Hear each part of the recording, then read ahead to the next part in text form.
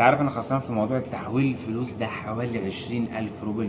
يعني انا كنت في الفترة الأخيرة طبعا من وقت ما الموضوع ده حصل انا ما حولتش ولا فلوس.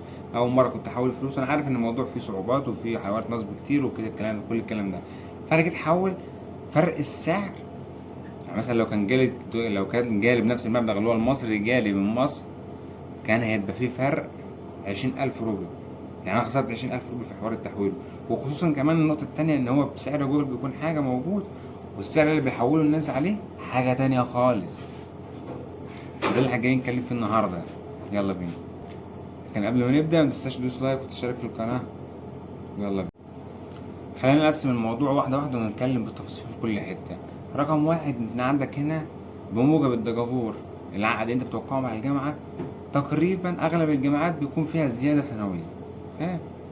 وده فعلا يعني زيادة حوالي 10,000 روبل، 12,000، 8,000، هكذا على حسب كل جامعة يعني. فانت تخيل عندك زيادة المبلغ ده كل سنة، وانت السعر بتاعك بقى عامل ازاي دلوقتي. يعني في اللحظة اللي انت هتشوف فيها الفيديو دي النهاردة حوالي عامل 22 تقريبا او 32 في الحدود دي. فاهم؟ فانت عندك سعر الجامعة ايام زمان لو هي كانت جامعة عالية وسعرها مثلا بالمصري عامل 150,000 جنيه، ممكن دلوقتي توصل ل200,000 و220، او مش الضعف مثلا، بس هو في زيادة كتيرة. والجامعة أصلا بتزيد المصاريف كل سنة طبيعي. فاهم؟ حتى على الدفعات القديمة، مش هقول لك الدفعات الجديدة بس. فاهم؟ فأنت بالنسبة لموضوع الجامعات الموضوع بيزيد سنويا. وبالنسبة لموضوع تحويل الفلوس، فأنا عندي في زيادة برضو أسعار التحويل. يعني سعر التحويل بتاع جوجل غير سعر التحويل اللي الناس بتحول لي بيه. يعني مثلا تخش على جوجل تلاقيه 2.5، تروح تحول 42، 2.35 كده. فاهم؟ وده طبيعي، انا ما بتكلمش عن الناس اللي بتحول لان هم لازم يحولوا كده، لان هم عشان يعرفوا يحولوا ويعرفوا يستفادوا من الموضوع لازم يحولوا بالسعر ده. ما ينفعش يحولوا على سعر جوجل، هيكون هو خسران وبيدفع فلوس من جيبه. انا فاهم القصه دي. انا ما بتكلمش في النقطه دي. انا بتكلم ان انا راجل عايز ادور على حل، وانا كمصطفى مش عارف، مش بايدي حاجه يعني، بس انا بقترح. فاهم؟ رقم واحد، الطلب اللي هي جايه جديده روسيا، المفروض تعيد تفكيرها 1000 مرة. هل هيبقى في مقدرة في المستقبل، أو هل في مقدرة في الوقت الحالي أصلا إنك تدفع مبلغ زي ده؟ يعني حتى التحضير أصبح غالي يعني. وبالنسبة للروسيين هنا مبلغ مش كبير يعني. أنت بتدفع 90,000 أو 100,000 روبل في السنة التحضيرية زي ما هي يعني، ما فيش حاجة اتغيرت. فاهم؟ لكن الوضع عندك في مصر أنت اتغير. يعني 100,000 أيام زمان ولا 90,000 كانت عاملة مبلغ صغير. انت عندك لو كانت الجامعة عندك ب100,000 ولا حاجة، فانت داخلة في 25,000 مصري، وتزود عليهم مصاريفك السنوية بقى كلها على بعضها يعني. فاهم؟ ورحلة الطيران وأول مرة والحاجات اللي انت جايبها وكل القصة دي. فاهم؟ أصبح الموضوع ما بيتكلفش نفس التكلفة، انت هتخش في 50، 60,000 جه تحضير بس. فاهم؟ وتزود عليك بقى المصاريف بتاعتك والقصة دي. ده بالنسبة للتحضير. خش بعد كده على التخصص. هو عموما أغلى حاجة هنا عندنا في التخصص بالنسبة للناس تدرس هو طب الأسنان، هو أغلى حاجة. فأنت الجامعة اللي كانت عاملة 150,000 مصري أصبحت عاملة 200,000 و250، وصلت كمان الأسعار دي بالمصري. أنت فاهم؟ الجامعات العالية مثلا، الجامعة العادية اللي كانت عاملة معاك 60، 70,000 وصلت ل100,000، وصلت ل100 وشوية.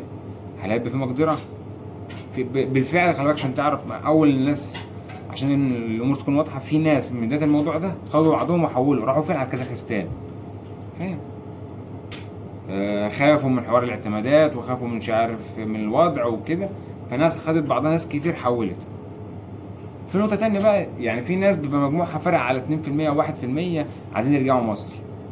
يعني مثلا الناس اللي هي كانت في بلجراد والموضع هناك في المدينة كانش يعني نوعا ما كانش كويس، فالناس هناك كانت خايفة وعايزين يروحوا يرجعوا مصر. اللي هو الجماعة مين اللي هيقبلهم هناك في مصر؟ مش هيقبلهم، لأن عندك قرار 5%، عندك لازم ملتزم بالسنة بتاعتك والتقييمات بتاعت السنة بتاعتك. فاهم؟ مش هتخش الجامعة الخاصة هتنزلك سنة، واصلا مش اكيد كمان انك تتقبل في التحويل. فاهم؟ فانت الموضوع تحسه متلخبط يعني. خلاص الناس اللي هي موجوده حاليا اتحصرت في الموضوع. يا تكمل المسيره لحد الاخر، يا تتكل على الله تشوف دوله تانية زي كازاخستان الناس اللي راحت، وتقريبا هتبقى نفس السعر 4,000 دولار، 5,000 دولار. وهل في زياده ثانيه ولا لا انا ما اعرفش، بس في ناس راحت يعني اللي اعرفه. كنا اتكلمنا في الموضوع ده، هل هنكمل في روسيا، الفيديو بتاع هنكمل في روسيا ولا لا، وكنت تخش تتفرجوا عليه. ده كان في بدايه الوضع والناس كانت خايفه، واتكلمنا ناقشنا في الموضوع ده يعني. لكن خلينا نتكلم في الناس اللي هي جايه جديده. لازم يكون عندك فكر واعي للموضوع كله. يعني الموضوع المصاريف فيها زياده، وممكن الله اعلم اللي يحصل الفتره الجايه. فاهم؟ الناس خايفه يعني، كله خايف ان الوضع يزيد، فانت الموضوع يكبر منك والفلوس تزيد والمصاريف تزيد هنا. وعشان تكون واضح، مع نفسك، وانا عشان اكون واضح معاك اتكلمنا عملنا فيديوهات كتير عن الشغل جنب الدراسه في روسيا، لكن في جوانب ما وضحتهاش صراحه عشان اكون امين معاك يعني. والفيديو ده هنتكلم معاه لوحده، هنتكلم عن موضوع الشغل جنب الدراسه في فيديو تاني لوحده. لكن اللي عايز اوصله لك ان هيكون صعب جدا انك تشتغل جنب الدراسه. لو انت عملت حسابك قلت مش مشكله اسعار تغلى، بس انا هحاول اعوض مصاريف انا واهلي يبعتوا في البيت مصاريف الدراسه وكده، الموضوع صعب. ما تخيلش الدنيا سهل، تخيلش الدنيا سهل. مش عايز اعمل لك البحر طحينه واسهل لك الدنيا وارسم لك حلويات، لا، اكلمك في الجد واكلمك في الصح، وهتلاقي تلاقي الكلام ده موجود.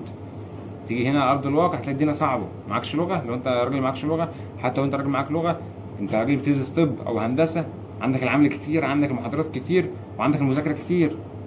الشغل ده هتختار حاجه هتاثر على حاجه. انت اتكيت على الشغل تلاقي نفسك ما بتذاكرش، تروح محاضرات ماشي بس مش هتذاكر. ايه النتيجه؟ هتسقط. لو اتكيت على الدراسه ومفيش شغل والمصاريف معجزه معاك، فانت مش هتلاقي تاكل، تروح. فالدنيا انت اختار يعني، هو الموضوع اختيار قدامك.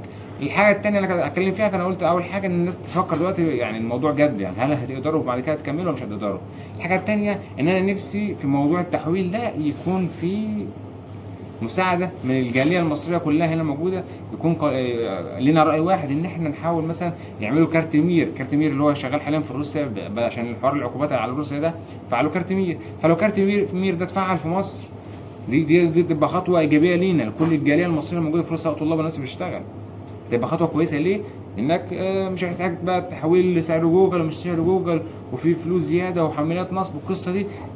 هتحط فلوسك على كارت مير في مصر، تبعت على حسابك عادي وتستقبلها هنا عادي ومن غير اي حاجه. موضوع كارت مير هيساعد كتير، هيحل مشكلات كتير. فانا اتمنى يعني نحاول ناخد خطوه في الموضوع ده، نوصل صوتنا للناس الموجوده هنا في السفاره، حتى على الاقل نوصل صوتنا للناس اللي هي تقدر تعمل حاجه، يعني الناس اللي هي ممكن تعمل حاجه. انا بقول اقتراحات، انا نفسي الموضوع يتطبق، هيسهل عليا حاجات كتير، هيسهل الناس الموجوده حاجات كتير. يعني بدل ما كنت تاخد ممكن هيبقى نفس السعر او ابقى اعلى من الناس اللي بتحول، هتقلل من عمليه النصب، هتقلل من حاجات كتير، هتكون مساعده.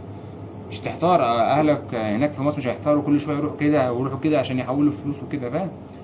مش هيروحوا يجروا عشان يحولوا دولارات عشان يضمنوا الدنيا، لا، هيبقى زي ايام زمان لما كنا بنحول على فيزا بنك اسكندريه، فاهم؟ كان الموضوع سهل وجميل، معاك فيزا بنك اسكندريه بتحول على طول.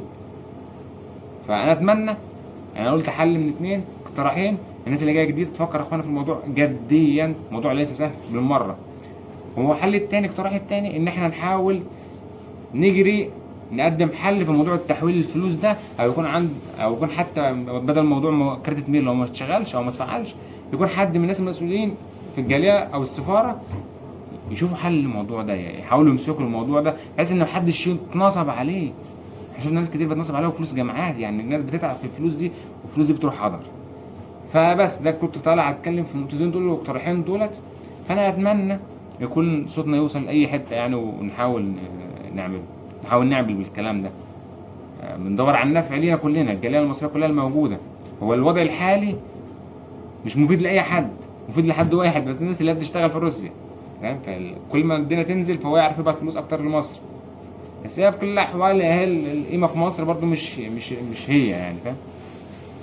لكن هو في كل الاحوال هو يعمل 5000 هنا ولا كذا ولا مبلغ، هيكون معاه مبلغ في مصر، مش زي الاول كان ب4 فما يوصلش مبلغ في مصر.